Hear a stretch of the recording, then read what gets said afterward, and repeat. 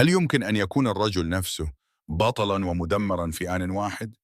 كيف يتحول رئيس دولة إلى رمز مقاومة عند البعض ورمز كارثة عند آخرين؟ كيف يهتف له الملايين في الشوارع بينما يتهمه آخرون بأنه أغرق بلده في الحروب؟ صدام حسين ليس مجرد رئيس سابق للعراق، إنه قصة قوة وخوف وطموح وسقوط. في هذا الفيديو لن نردد الشعارات ولن نحاكم بالعاطفة، سنضع كل الأوراق على الطاولة: الحروب، الإنجازات، الأخطاء القاتلة، واللحظة التي سقطت فيها بغداد. ليبقى السؤال مفتوحا: هل كان صدام حسين مقاوما تحدى العالم أم حاكما دفع بلده إلى الهاوية؟ لنبدأ من البداية. عند ذكر اسم صدام حسين لا تحصل على رأي، بل تحصل على انقسام. هناك من يراه آخر زعيم عربي وقف في وجه الولايات المتحدة وإيران وإسرائيل دون أن ينحني. يرونه رجلا قال لا في زمن كان فيه كثيرون يقولون نعم. بالنسبة لهم لم يكن مجرد رئيس، بل رمز كرامة عربية مفقودة. وفي الجهة الأخرى هناك من يرى الصورة بشكل مختلف تماما: حروب طويلة استنزفت العراق، آلاف القتلى، عقوبات مدمرة، واقتصاد انهار. بالنسبة لهؤلاء لم يكن صدام رمز قوة، بل سببا في ألم أجيال كاملة. إذن كيف يمكن لشخص واحد أن يجمع بين هاتين الصورتين المتناقضتين؟ هل نصنع نحن الرموز لأننا نبحث عن بطل؟ أم أن الحقيقة أعقد من الأبيض والأسود؟ قبل أن نحكم، علينا أن نفهم كيف بدأ كل شيء. ولد صدام حسين في بيئة ريفية قاسية في تكريت عام 1937، ونشأ في ظروف اجتماعية صعبة تركت أثرا عميقا في تكوين شخصيته. لم تكن طفولته مستقرة، فقد عاش الفقر والحرمان، وتعرف مبكرا على معنى القوة كوسيلة للحماية والبقاء. انتقل إلى بغداد في شبابه، وهناك بدأت ملامح شخصيته السياسية تتشكل، متأثرا بأفكار القومية العربية وحزب البعث الذي كان يعد بوحدة عربية ونهضة شاملة. في تلك المرحلة لم يكن صدام زعيما بعد، لكنه كان شابا طموحا يؤمن بأن الصعود لا يتحقق بالانتظار بل بالمبادرة والمخاطرة. انضم إلى حزب البعث في وقت كانت فيه المنطقة تغلي بالانقلابات والصراعات الإيديولوجية، وشارك في محاولات سياسية جريئة أبرزها محاولة اغتيال عبد الكريم قاسم عام 1959، وهي الحادثة التي اضطر بعدها إلى مغادرة العراق لفترة قبل أن يعود لاحقا. هذه التجارب المبكرة أكسبته خبرة في العمل السري والتنظيم الحزبي، ورسخت لديه قناعة بأن السلطة لا تمنح بل تنتزع. ومع انقلاب 1968 الذي أعاد البعث إلى الحكم، بدأ نجم صدام يصعد تدريجيا داخل دوائر الدولة، ليس كواجهة إعلامية بل كرجل نفوذ حقيقي يمسك بخيوط الأمن والتنظيم والسيطرة. بحلول السبعينيات كان صدام قد أصبح الرجل الأقوى فعليا خلف الرئيس أحمد حسن البكر، يدير ملفات حساسة ويعزز نفوذه داخل الحزب والجيش وأجهزة الأمن. جمع بين الكاريزما والخشونة وبين الطموح الشخصي وبناء شبكة ولاء واسعة، حتى جاءت لحظة 1979 حين تسلم الرئاسة رسميا في مشهد كشف بوضوح طبيعة حكمه القادم، إذ بدأ عهده بتصفية خصوم داخل الحزب نفسه. وهكذا لم يصل صدام إلى السلطة صدفة أو بسرعة مفاجئة، بل عبر مسار طويل من التخطيط والتدرج وبناء السيطرة، مسار جعل منه رئيسا دخل القصر وهو يعلم تماما كيف يحافظ على الحكم وكيف يدير الخوف حوله. مع وصوله إلى الرئاسة عام 1979 كان صدام حسين يرث دولة خرجت لتوها من مرحلة إعادة ترتيب داخلية، لكنها تمتلك موردا استراتيجيا ضخما: النفط. الطفرة النفطية في السبعينيات وفرت للعراق عائدات مالية هائلة، فبدأت مرحلة توسع عمراني واقتصادي غير مسبوقة. شيدت المصانع وامتدت شبكات الطرق، وتطورت قطاعات التعليم والصحة بشكل لافت، حتى أصبح العراق يصنف ضمن أكثر الدول العربية تقدما في مستوى الخدمات والبنية التحتية آنذاك. روج الإعلام الرسمي لصورة عراق حديث قوي يمتلك جيشا متطورا ومؤسسات دولة قادرة، وكان ذلك يعزز شعورا عاما بأن البلاد تقف على أعتاب دور إقليمي أكبر. في موازاة التنمية الاقتصادية، ركز صدام على بناء جيش ضخم ومجهز ليكون أحد أقوى الجيوش في المنطقة. لم يكن الأمر مجرد تحصين حدود، بل كان مشروع قوة إقليمية مكتملة العناصر، عسكرية وسياسية. عزز خطاب القومية العربية، وقدم نفسه قائدا قادرا على ملء الفراغ القيادي في العالم العربي بعد تراجع أدوار أخرى. في تلك المرحلة بدا العراق واثقا، صاعدا ومتماسكا داخليا تحت سلطة مركزية قوية تمسك بكل الخيوط. لكن خلف صورة الدولة الصلبة كان هناك جانب آخر يتشكل بهدوء، تركيز غير مسبوق للسلطة في يد شخص واحد. كان البناء سريعا، لكنه مرتبط بإرادة فردية لا بآليات مؤسسات مستقلة. وهنا يطرح السؤال نفسه: هل كانت القوة التي بنيت آنذاك قوة دولة مستدامة، أم قوة نظام تعتمد على توازن دقيق بين الرخاء المالي والقبضة الصارمة؟ لأن أي اهتزاز في هذا التوازن كان كفيلا بتغيير المسار كله. مع ترسيخ سلطته، لم يكتف صدام حسين ببناء مؤسسات الدولة التقليدية، بل أولى اهتماما استثنائيا بالأجهزة الأمنية والاستخبارية، وجعلها العمود الفقري لنظام الحكم. تعددت أجهزة الأمن وتشابكت صلاحياتها، بحيث لا تتوازن فقط مع المجتمع، بل تراقب بعضها بعضا أيضا في شبكة معقدة هدفها منع أي تهديد محتمل قبل أن يتشكل. هذا النموذج خلق دولة يصعب اختراقها من الداخل، لكنه في الوقت ذاته رسخ ثقافة الحذر والرقابة الدائمة، حيث أصبح الولاء شرطا أساسيا للاستمرار في أي موقع مؤثر. بدأت معالم هذه المرحلة تتضح مبكرا، خصوصا بعد مشهد عام 1979 الذي أعلن فيه صدام كشف مؤامرة داخل الحزب، وأجريت محاكمات انتهت بإعدام عدد من قيادات البعث أنفسهم. كانت رسالة حازمة: لا مساحة للمعارضة حتى داخل البيت السياسي الواحد. لاحقا تكرست هذه الصيغة في التعامل مع كل صوت معارض، سواء كان سياسيا أو دينيا أو قوميا.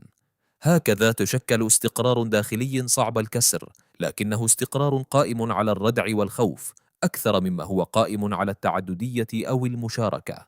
السؤال الذي يفرض نفسه هنا هو: هل يمكن فصل استقرار العراق في تلك المرحلة عن طبيعة هذه القبضة الأمنية؟ هل كان الأمن شرطا ضروريا لدولة محاطة بالتحديات الإقليمية، أم أن الإفراط في استخدامه زرع بذور أزمة مستقبلية؟ لأن الأنظمة التي تحكم بإحكام شديد قد تبدو قوية جدا من الخارج، لكنها تعتمد على توازن حساس، فإذا اختل يتحول الصمت الطويل فجأة إلى انفجار. في عام 1980 دخل العراق حربا طويلة مع إيران استمرت 8 سنوات، في واحدة من أكثر الحروب دموية في تاريخ المنطقة المعاصر. جاءت الحرب في سياق إقليمي متوتر بعد الثورة الإسلامية في إيران عام 1979، وسط مخاوف عراقية من امتداد التأثير الثوري إلى الداخل، خاصة مع وجود أغلبية شيعية في البلاد. رأى صدام في اللحظة فرصة لتثبيت موقعه كقائد إقليمي قوي ولحسم الخلافات الحدودية القديمة، معتقدا أن المواجهة ستكون سريعة وحاسمة. لكن ما بدأ كرهان استراتيجي تحول إلى استنزاف شامل. سرعان ما دخل الطرفان في حرب مواقع طويلة استخدمت فيها إمكانات بشرية وعسكرية هائلة، وتكبد الجانبان خسائر ضخمة في الأرواح والموارد. تحول الاقتصاد العراقي من مشاريع التنمية إلى تمويل للجبهات، وارتفعت الديون الخارجية بشكل غير مسبوق، خصوصا لدول الخليج. ورغم أن الخطاب الرسمي قدم الحرب بوصفها دفاعا عن البوابة الشرقية للعالم العربي، فإن الثمن كان ثقيلا على المجتمع والدولة، إذ تغير إيقاع الحياة بالكامل تحت ظل التعبئة العسكرية المستمرة. عندما انتهت الحرب عام 1988 دون منتصر واضح، خرج العراق بجيش ضخم وخبرة قتالية واسعة، لكنه خرج أيضا بديون هائلة واقتصاد مرهق ونظام أكثر صلابة وأقل تسامحا مع أي معارضة. وهنا تبرز المفارقة: هل عززت الحرب موقع صدام كزعيم صمد في مواجهة إقليمية كبرى، أم أنها كانت بداية سلسلة قرارات ستدفع العراق إلى مواجهة أعقد؟ لأن الحروب الطويلة لا تنتهي عند توقيع وقف إطلاق النار، بل تترك أثرا عميقا في بنية الدولة وخياراتها اللاحقة. بعد عامين فقط من انتهاء الحرب مع إيران، وجد العراق نفسه مثقلا بالديون وضغط اقتصادي خانق في ظل تراجع أسعار النفط وخلافات متصاعدة مع الكويت بشأن الإنتاج النفطي والديون المستحقة. في صيف عام 1990 اتخذ صدام حسين قراره الأكثر إثارة للجدل: دخول القوات العراقية إلى الكويت وإعلان ضمها. قدم الخطاب الرسمي الخطوة باعتبارها تصحيحا لحقوق تاريخية، وردا على ما اعتبر حربا اقتصادية ضد العراق. لكن القرار تجاوز الحسابات الإقليمية ليصطدم مباشرة بالنظام الدولي. جاء الرد سريعا وحاسما، إذ تشكل تحالف دولي واسع بقيادة الولايات المتحدة، وبدأت عملية عسكرية ضخمة أعادت رسم التوازنات في الخليج خلال أشهر قليلة. الهزيمة العسكرية لم تسقط النظام آنذاك، لكنها أحدثت تصدعا عميقا في بنية الدولة، وفتحت الباب أمام انتفاضات داخلية وأمام وجود عسكري أجنبي طويل الأمد في المنطقة. تحول العراق من قوة إقليمية تخوض حربا على حدودها إلى دولة محاصرة تواجه العالم بأسره. كان غزو الكويت نقطة تحول مفصلية، فبعدها لم يعد الحديث عن مشروع صعود، بل عن إدارة أزمة مستمرة. هل كان القرار محاولة للهروب من ضغوط اقتصادية خانقة، أم قراءة خاطئة لموازين القوى الدولية بعد نهاية الحرب الباردة؟ المؤكد أن تلك اللحظة غيرت مسار العراق بالكامل، ووضعت صدام في مواجهة مباشرة مع نظام عالمي لم يكن مستعدا للتساهل، لتبدأ مرحلة جديدة عنوانها الحصار والعزلة. بعد غزو الكويت، فرض المجتمع الدولي على العراق حزمة من العقوبات الاقتصادية الشديدة استمرت أكثر من عقد كامل، وأثرت على جميع جوانب الحياة اليومية. أصبح الشعب العراقي يعاني من نقص الغذاء والأدوية والخدمات الأساسية، بينما ظل النظام السياسي مستمرا في التحكم والسيطرة. هذه العقوبات لم تهدف فقط إلى الضغط على صدام حسين، بل كانت تهدف إلى إعادة توازن القوى في المنطقة وضمان عدم عودة العراق إلى موقع القوة الإقليمية الذي كان يسعى إليه سابقا. الضغوط الاقتصادية انعكست أيضا على البنية الاجتماعية والدولة نفسها، فارتفعت نسب الفقر وتفاقمت مشاكل الصحة والتعليم، وانتشرت البطالة بشكل واسع. ومع ذلك حافظ صدام على قبضة النظام، مؤكدا ولاء الأجهزة الأمنية وقيادات الجيش، ومبرزا نفسه كرمز للصمود في وجه الهيمنة الغربية. وكان خطاب المقاومة هذا يلقى صدى داخل العراق وخارجه، ليصبح جزءا من أسطورته بين مؤيديه. لكن الواقع كان أكثر تعقيدا، فبينما بدا صدام قويا سياسيا، كانت الدولة تنهار تدريجيا على المستوى الاقتصادي والاجتماعي. وهنا يطرح السؤال: هل كان النظام قادرا على الصمود أمام الحصار بلا خسائر جسيمة؟ أم أن السياسات التي اعتمدها صدام للحفاظ على السلطة فاقمت الأزمة وأدخلت العراق في دائرة من المعاناة الطويلة؟ خلال الثمانينيات كانت العلاقة بين صدام حسين والولايات المتحدة قائمة على المصالح المشتركة، خصوصا خلال الحرب العراقية الإيرانية. قدمت واشنطن دعما غير مباشر للعراق من خلال تسهيلات مالية وعسكرية، باعتباره حاجزا ضد تمدد الثورة الإيرانية في المنطقة. في تلك الفترة بدا صدام شريكا استراتيجيا للغرب، واستفاد من هذا للدعم لتعزيز موقعه العسكري والاقتصادي ولحماية مصالح العراق في مواجهة طهران. لكن مع نهاية الحرب ومع دخول العراق في أزمة الكويت، تحولت العلاقة بشكل حاد إلى عداوة مباشرة. الولايات المتحدة تحولت من داعم ضمني إلى قائد التحالف الدولي الذي فرض الحصار على العراق وشن الحملة العسكرية لتحرير الكويت. صدام الذي اعتاد على المراوغة الدبلوماسية والتفاوض مع القوى الكبرى، وجد نفسه في مواجهة مع قوة عظمى لا تقبل التساهل. أصبح الخطاب الإعلامي الرسمي يركز على مقاومة الهيمنة الغربية وبنيت صورة صدام كرمز للمواجهة، بينما كانت البلاد تتحمل تداعيات الحرب والحصار. هنا يظهر التناقض الجلي في حكمه بين شراكة مؤقتة مع الغرب لتحقيق مصالح داخلية وخارجية، ومواجهة مباشرة فرضتها الأخطاء الاستراتيجية أو التصادم مع النظام الدولي. فهل كان صدام يحسب كل خطوة بدقة، أم أن غروره وطموحه قاد العراق إلى مواجهة لم يكن مستعدا لها بالكامل؟ هذا الفصل من حياته السياسية يوضح كيف يمكن للعلاقات الدولية أن تتحول بسرعة من دعم إلى خصومة. في مارس 2003 دخل التحالف بقيادة الولايات المتحدة الأراضي العراقية، معلنا بداية نهاية حكم صدام حسين بعد عقود من السيطرة الصارمة.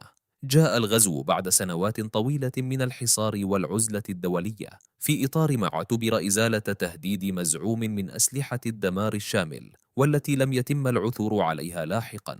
ومع تقدم القوات الأجنبية انهارت القيادة العراقية بسرعة، وسقطت بغداد في غضون أيام لتكشف هشاشة النظام أمام قوة عسكرية متفوقة. سقوط العاصمة لم يكن مجرد نهاية لسلطة صدام، بل بداية مرحلة من الفوضى الشاملة.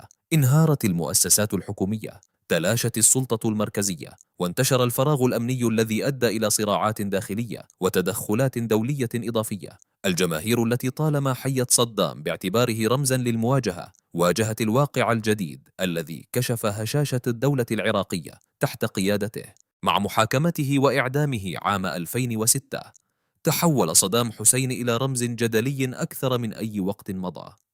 بالنسبة لمؤيديه، بطل قاوم الهيمنة الأجنبية وصمد في وجه التحديات، وللمعارضين حاكم دمر بلاده وأدخلها في أزمات لا تحصى. وهنا يبرز التساؤل النهائي: هل كان سقوطه نتيجة أخطائه الشخصية واستراتيجياته الفاشلة، أم مجرد انعكاس لتغير موازين القوى العالمية؟ بعد رحلة طويلة عبر حياة صدام حسين، يظل السؤال الأكبر قائما: هل كان زعيما مقاوما تحدى القوى الكبرى لحماية بلده، أم حاكما أدخل العراق في سلسلة من الكوارث؟ من جهة واجه ضغوطا إقليمية ودولية هائلة، وحاول استغلال موارد بلاده لتحقيق مكانة إقليمية، وصور نفسه كرمز للمقاومة والصمود. من جهة أخرى ارتكبت سياساته أخطاء كلفت العراق حروبا طويلة، دمارا اقتصاديا واجتماعيا، وعزلة دولية أضعفت الدولة وأثقلت كاهل شعبه. إن تحليل حياة صدام حسين يظهر أنه كان خليطا معقدا من الطموح، القوة، والغرور، ومن القدرات السياسية والاستراتيجيات القاسية التي استندت إلى القبضة الأمنية والجيش القوي. لذلك يصعب فصل الإنجازات عن الأخطاء أو القوة عن القسوة. في النهاية، ربما لم يكن صدام حسين مجرد خائن أو بطلا، بل صراع بقاء في عالم يتغير بسرعة، حيث لا يمكن لأي زعيم مهما عظمت قوته أن يتحكم بكل العوامل المحيطة به. يبقى التاريخ الحكم الأخير، والجدل مفتوحا بين مقاوم أو مدمر، بين أسطورة وطنية أو فاجعة قومية.